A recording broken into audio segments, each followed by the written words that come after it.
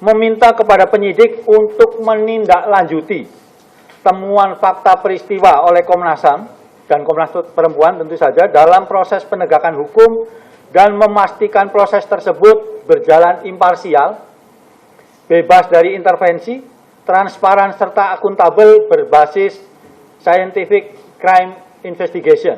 Di awal-awal kita tahu bagaimana kasus ini membuat kebingungan di masyarakat karena adanya disinformasi, adanya alat-alat bukti dan lain-lain yang dihilangkan, yang kemudian kami sebut itu sebagai obstruction of justice. Ancaman terhadap Brigadir C setelah saudari S dan saudara KM membantu saudari PC untuk masuk ke dalam kamar pasca peristiwa dugaan kekerasan seksual. Keterangan yang didapat Komnas HAM itu dari siapa? Brigadir Joshua sudah meninggal kok, nggak bisa dicocokkan.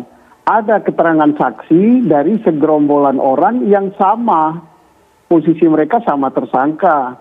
Jadi apapun juga yang mau diperbuat oleh mereka, itu kan nggak bisa dicocokkan. Rekomendasi kepada kami, Polri, terutama Barreskrim karena selalu penyidik, dan tentu Polri akan menindaklanjuti apa-apa yang direkomendasikan Komnas HAM untuk kita lakukan penyidikan sampai dengan di persidangan. Mungkin.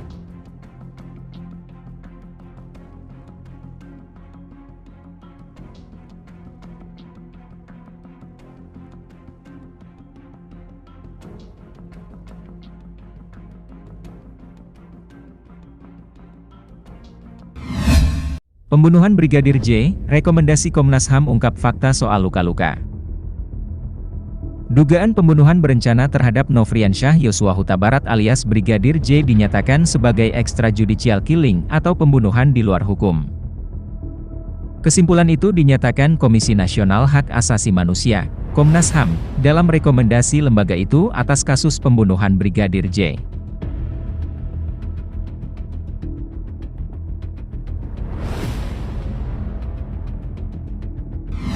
Terkait apa yang terjadi di Magelang. Pada 7 Juli tahun 2022, sekitar pukul 00 WIB, adanya perayaan hari ulang tahun pernikahan saudara FS dan PC. Pada tanggal yang sama terdapat dugaan kekerasan seksual yang dilakukan oleh Brigadir J terhadap saudari PC, di mana saudari FS pada saat yang sama tidak berada di Magelang. Berikutnya adalah ancaman terhadap Brigadir J setelah saudari S dan saudara KM membantu saudari PC untuk masuk ke dalam kamar pasca peristiwa dugaan kekerasan seksual. Telah terjadi peristiwa kematian Brigadir J pada 8 Juli 2022 di rumah dinas ex Kadifropam Irjen Saudara FS, Jalan Duren 3 nomor 46 Jakarta Selatan. Yang kedua, pembunuhan Brigadir J merupakan extrajudicial killing. Tadi sudah saya sampaikan. Yang ketiga, berdasarkan hasil autopsi pertama dan kedua ditemukan fakta tidak adanya penyiksaan terhadap Brigadir J melainkan luka tembak. Tadi juga Pak Anam sudah menyampaikan bahwa penyebab kematian adalah 2 luka tembak, yang satu di kepala dan yang satu di dada sebelah kanan. Terus kemudian terdapat dugaan kuat terjadinya peristiwa kekerasan seksual yang dilakukan oleh Brigadir J kepada saudari PC di Magelang tanggal 7 Juli 2022. Tadi detailnya disampaikan Bu Andi. Kemudian terjadinya obstruction of justice dalam penanganan dan pengungkapan peristiwa kematian Brigadir J. Nah, rekomendasinya sekarang. Hari ini kami menyampaikan rekomendasi khusus kepada teman-teman kepolisian.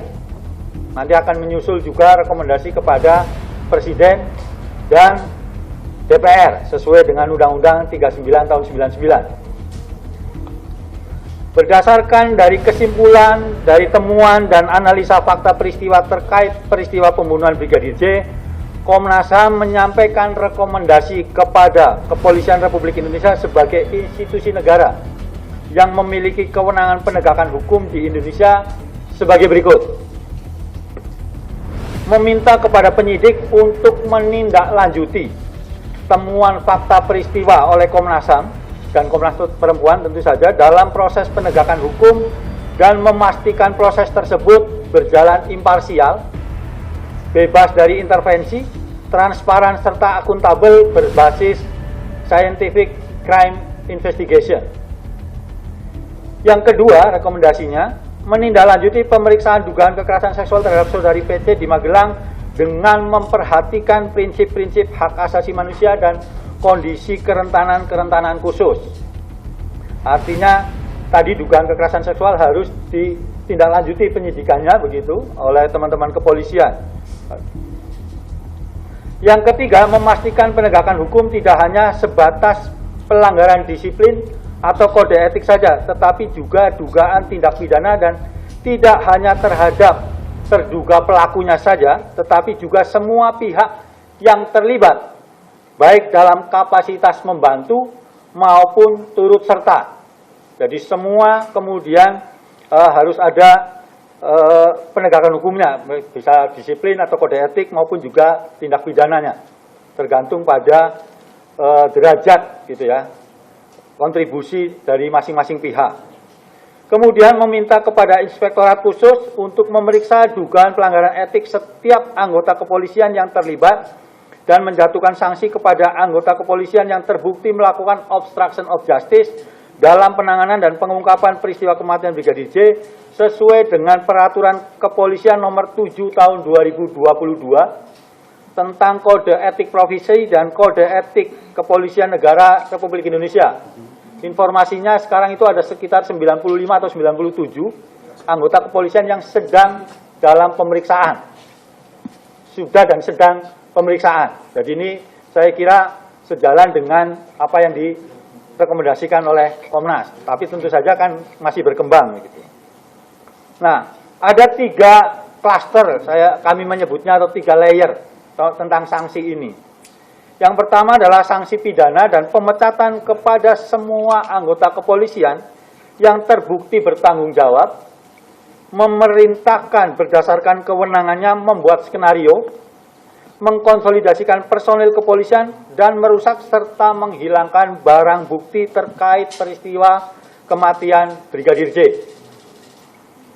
Yang kedua, sanksi etik berat atau kelembagaan kepada semua anggota kepolisian yang terbukti berkontribusi dan mengetahui terjadinya obstruction of justice terkait peristiwa kematian Brigadir J. Yang ketiga, sanksi etik ringan atau kepribadian kepada semua anggota kepolisian yang menjalankan perintah atasan tanpa mengetahui adanya substansi peristiwa dan atau obstruction of justice. Jadi ini mungkin ada petugas kepolisian yang cuma disuruh-suruh saja begitu, tidak tahu skenarionya seperti apa, kejadian yang sebenarnya seperti apa, ya itu harus juga diperiksa begitu untuk melihat, untuk membuktikan derajat kesalahannya. Itu yang kami maksud di situ. Gitu. Kemudian, nah ini terkait tadi soal praktek-praktek baik dari yang disampaikan oleh teman-teman Komnas Perempuan terkait pemeriksaan Bu PC dan juga perempuan korban kekerasan lainnya begitu. Ini ada rekomendasi yaitu menguatkan kelembagaan UPPA sebagai direktorat agar menjadi lebih independen dan profesional dalam penanganan pelaporan kasus kekerasan terhadap perempuan termasuk kekerasan seksual. Kemudian mengadopsi praktik baik dalam penanganan pelaporan kasus dugaan kekerasan seksual terhadap saudari PC pada kasus lain perempuan berhadapan dengan hukum.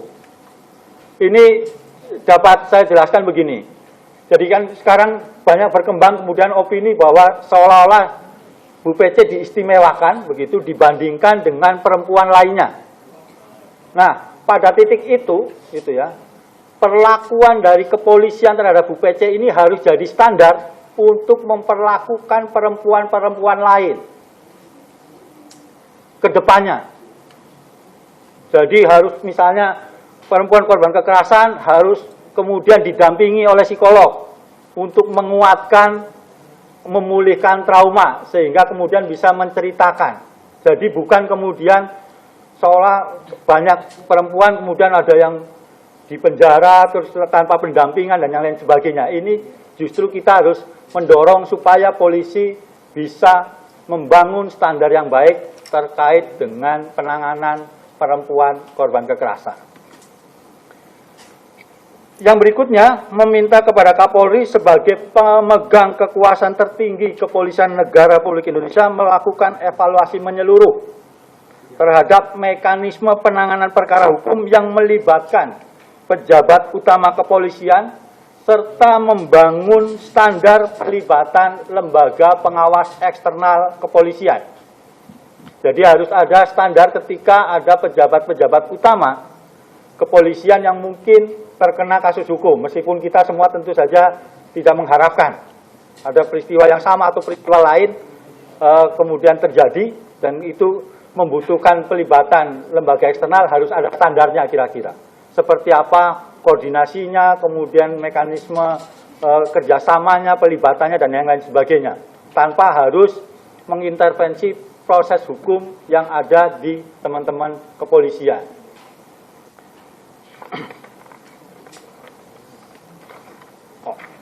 Terakhir, melakukan upaya pembinaan terhadap seluruh anggota kepolisian negara Republik Indonesia agar dalam menjalankan kewenangannya untuk tetap patuh kepada ketentuan perundangan yang berlaku serta memegang teguh prinsip-prinsip profesionalitas, transparansi, akuntabilitas, serta memenuhi azas keadilan dan sesuai dengan standar hak asasi manusia sebagai upaya penjaminan peristiwa yang sama tidak terulang kembali.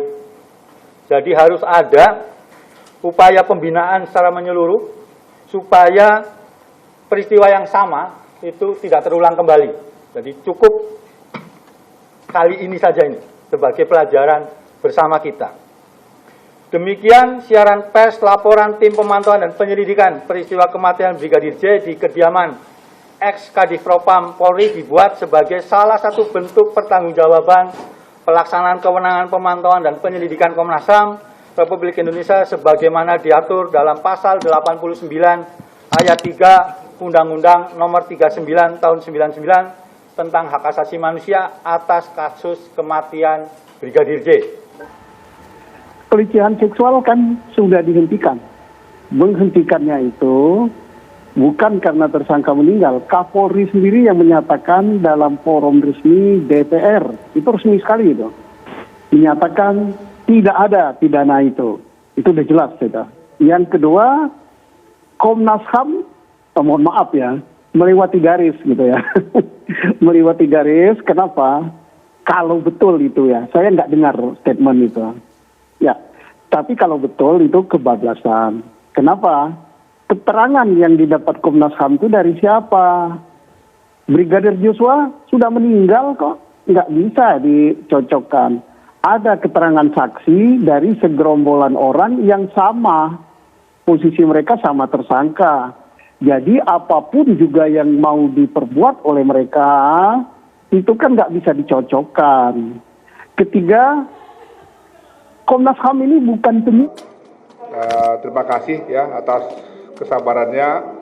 Saya tahu sudah dari pagi menunggu, tapi tadi sebagaimana kami sudah rencanakan kegiatan kami, jam 10 tadi kami menyerahkan dan menyampaikan ya laporan lengkap dari Komnas HAM, ditambahkan ada laporan yang khusus dari Komnas Perempuan kepada tim sus dan Bapak Kabareskrim sebagai pimpinan penyidik yang disaksikan juga oleh Bapak Kabintelkam dan beberapa pejabat utama Mabes Polri lainnya.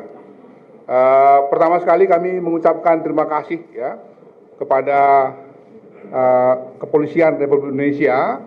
Sebagaimana kita ketahui, sejak awal Komnas HAM melakukan tugas penyelidikan dan pemantauannya sebagaimana Undang-Undang 39 1999, kami memiliki kesepakatan. Yang pertama adalah kesepakatan untuk keterbukaan dan akuntabilitas. Yang kedua, kesepakatan untuk Komnas HAM ini diberikan aksesibilitas, ya.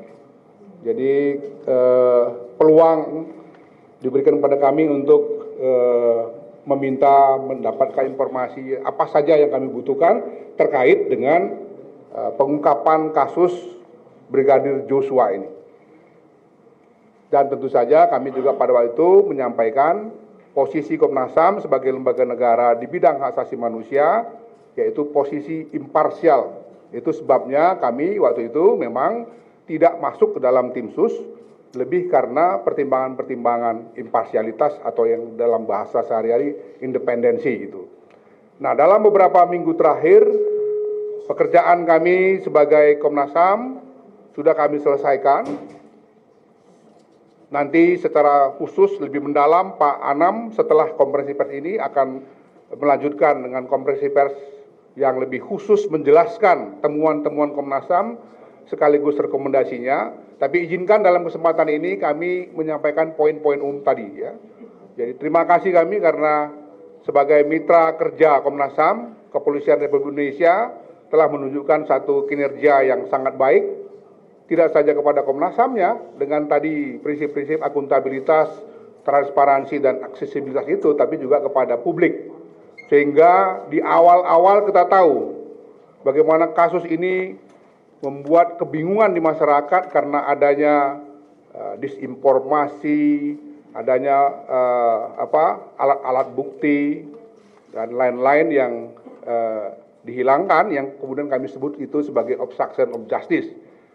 Tetapi secara bertahap kerjasama dari Komnas HAM dengan Kepolisian Republik Indonesia itu akhirnya rekan-rekan tim sus kita dan penyidik kita berhasil mengungkap itu semua, dan Komnas tentu saja sebagai lembaga mandiri tadi memberikan laporan pembanding supaya akurasi validitas dari konstruksi peristiwa pembunuhan saudara Brigadir Joshua ini bisa betul-betul diungkap sebagaimana prinsip-prinsip keadilan yang memang diatur dalam perundang-undangan kita maupun di dalam prinsip-prinsip hak asasi manusia.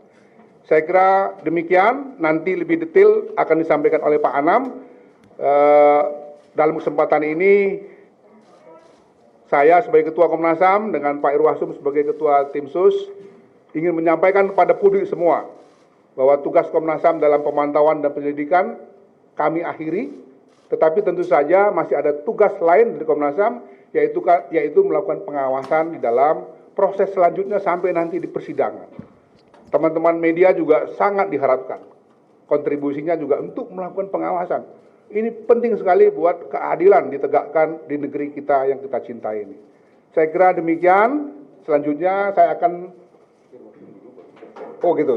saya persilakan Pak Komjen Agung mewakili Kepolisian Republik Indonesia untuk menyampaikan kata sambutannya. Assalamualaikum warahmatullahi wabarakatuh. Selamat siang dan salam sejahtera bagi kita sekalian. Yang saya hormati Ketua Komnas HAM dengan yang saya hormati untuk para komisioner Komnas HAM, hadir juga Komnas Perempuan. Terima kasih Ibu. Kami segenap anggota tim sus hadir lengkap. Tadi sudah disampaikan oleh Ketua Komnas HAM bahwa Pak Kapolri pada saat pembentukan tim sus ini, beliau selalu menekankan untuk mengungkap kasus ini harus transparansi, buka apa adanya, kemudian juga pendekatan scientific crime investigation.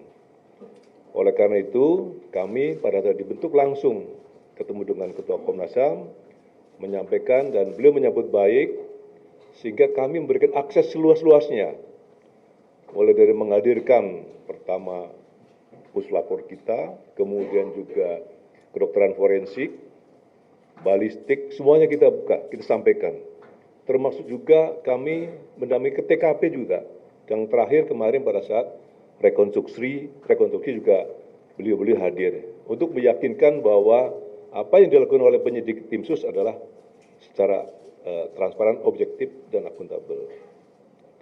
Hari ini, tadi sudah disampaikan oleh Ketua Komnas HAM, rekomendasi kepada kami, Polri, terutama Barreskrim karena selalu penyidik, dan tentu Polri akan menindaklanjuti apa-apa yang direkomendasikan Komnas HAM untuk kita lakukan penyidikan sampai dengan di persidangan.